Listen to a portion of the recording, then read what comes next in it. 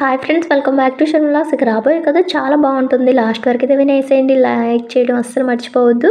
ఇక వస్తారా రిషి ఇంకా శైలేంద్ర మాట్లాడుకుంటూ ఉంటారు కదా. ఇక అక్కడికి వచ్చి ఏంటి ఇక్కడ ఏదో ఓవర్ యాక్షన్ అనేసి వినిపించింది ఏంటి అనేసి అడిగితే, ఏం లేదు నేను పడిపోయాను కదా, ఇక అదంతా కూడా స్టూడెంట్స్ అందరూ ఓవర్ యాక్షన్ అనేసి అన్నారు అని చెప్పేసి అంటూ ఉంటే, ఇక రిషి అయితే అలానే చూస్తూ ఉంటాడనమాట. నేను మామూలుగా రిషి సార్ని చూసినప్పటి నుంచి అబ్జర్వ్ చేస్తున్నాను.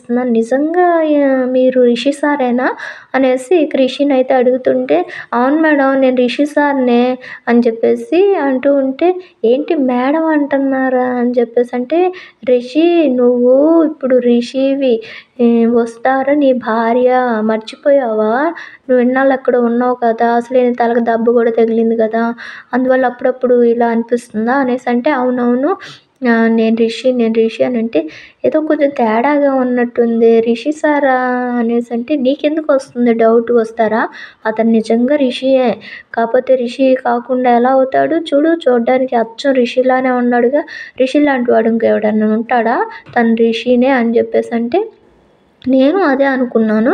కానీ నేను వచ్చి హగ్ చేసుకున్నప్పుడు రిషి సార్ అని చెప్పి నేను ఎమోషనల్ అవుతున్నానే కానీ, ఆయన ఏంటి నాతో సరిగ్గా అసలు, నా రిషి సార్ నన్ను చూడగానే పరిగెత్తుకుంటూ వచ్చి నన్ను హగ్ చేసుకొని వస్తారా అని చెప్పేసి ఎంత హ్యాపీగా ఉండేవాళ్ళం, ఈయన అసలు నన్ను సరిగ్గా ఆ ఫీలింగ్ రాలేదేంటి అని చెప్పేసి ఇక శైలేంద్రతో అన్నట్లు అంటుంటే, వామ్మో అసలే ఈ వస్తారా ఆవలిస్తే పేగులు లెక్క పెట్టిద్ది, ఇప్పుడు గనక ఇతను రిషి కాదు రంగా, నేనే తీసుకొచ్చి ఎండి సీట్ కోసం ఇలా నాటకం ఆడిస్తున్నాను అని తెలిస్తే ఇంకేమన్నా ఉందా అని చెప్పేసి, అదేం లేదులే వస్తారా నువ్వు వెళ్ళు అని చెప్పేసి అంటే, రిషి సార్ రండి వెళ్దాం అనేసి అంటే, వస్తున్నాడు వెళ్ళు నా తమ్ముడితో కొంచెం మాట్లాడి పంపిస్తాను పదా అని చెప్తే, ఇక నవ్వుకుంటూ వస్తారైతే వెళ్ళిపోతుంది. ఇక రిషితో అయితే ఇక శైలేంద్ర చూసావుగా తను ఎంత టాలెంటో అని చెప్పేసి, కాలేజ్ టాపర్ అతను, అందుకనే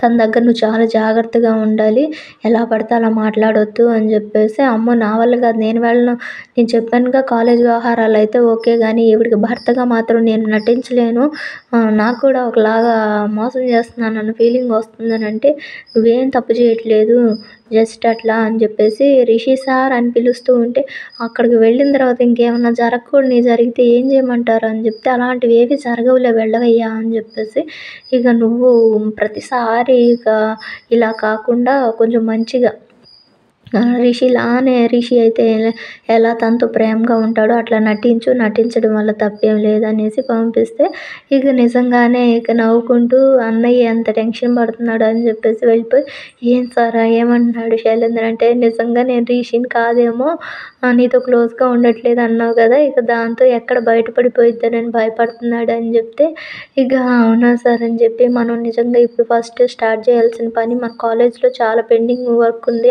వాటినన్నిటిని పిల్లల ఎగ్జామ్స్ దగ్గర పడుతున్నాయి సార్ అని అంటే, అవును వస్తారా రేపటి నుంచి ఏ ఫైల్స్ అన్నీ ఎక్కడ ఉన్నాయో చూడు, మొత్తం మీద నేను సైన్ చేసేసి మంచిగా రన్ చేయాలి అని చేసి అనుకుంటూ అయితే ఉంటారనమాట. ఇక దేవయాని ఇక శైలేంద్ర ఇద్దరు మాట్లాడుకుంటూ, ఏంట్రా ఇది, దాన్ని చంపేశారన్నావు, లేదన్నావు, పూడ్చిపెట్టేశారన్నావు, మరి ఎలా తిరిగి వచ్చింది అనేసి అంటూ ఉంటే, మళ్ళీ మనం ఒక 10 రోజుల నుంచి చెప్పుకొస్తూనే ఉన్నాం, ఆ రౌడీలకు ఫోన్ చేయడం, వాళ్ళు రా నువ్వు రా పోలీస్ స్టేషన్కి వెళ్దాము మనం అంటే, రారా ఇక్కడికి కాలేజ్ దగ్గరికి రండి, వాళ్ళిద్దరు చిలకా గోరింకల్లాగా తిరుగుతున్నారు, ఇద్దరిని వేసేయమంటే వేసేసాం పూర్తి చేసామన్నారు, ఒకరిని పోలినట్టు ఆ రిషిగాడు అంటే అట్టాగా వచ్చాడు అనుకో, మళ్ళీ వస్తారా కూడా ఎలా వచ్చిందిరా, మీరు తప్పు చెప్తున్నారు అని చెప్పేసి తిడితే, సారీ అన్న నిజం తెలిసిపోయిందా, వేసేస్తాం ఇప్పటికైనా అనేసి అంటూ ఉంటారనమాట.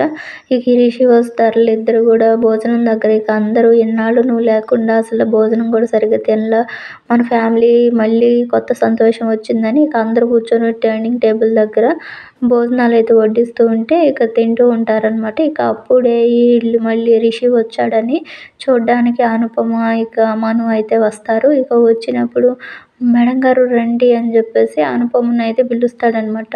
వీడికి మా మేడం తెలుసా అన్నట్లుగా ఎలా తెలుసు నీకు అనేసి అంటే, ఎవరో వచ్చారు, వచ్చి కూర్చోమని చెప్పాను. ఇప్పుడు ఆవిడొచ్చి నేను గుర్తున్నానా అని అడిగేదాకా మనం తెలియనప్పుడు ఏదో ఒకటి కవర్ చేయాలి కదా! అందుకని వచ్చి కూర్చోమంటే గుర్తుపట్టానని అనుకుంటారని ఏదో అట్లా అన్నాను. మీరు ప్రతి దానికి నీ కాళ్ళెలా తెలుసు? నువ్వు నిజంగా రిషివా, రంగావా ఇలాంటివి మీరు అడిగితే నేను వెళ్ళిపోతాను మా ఊరు అని చెప్పేసి అంటూ ఉంటాడనమాట. కాదులే నువ్వు కవర్ చెయ్యి. నువ్వు చాలా క్లవరు. బాగా చదువుకోకపోయినా మంచిగా మెమరీ పవర్ ఉంది నీకు అని చెప్పేసి ఇక రిషిని క్యారీ ఆన్ అనేసి ఇక వీళ్ళు తింటూ ఉంటారనమాట.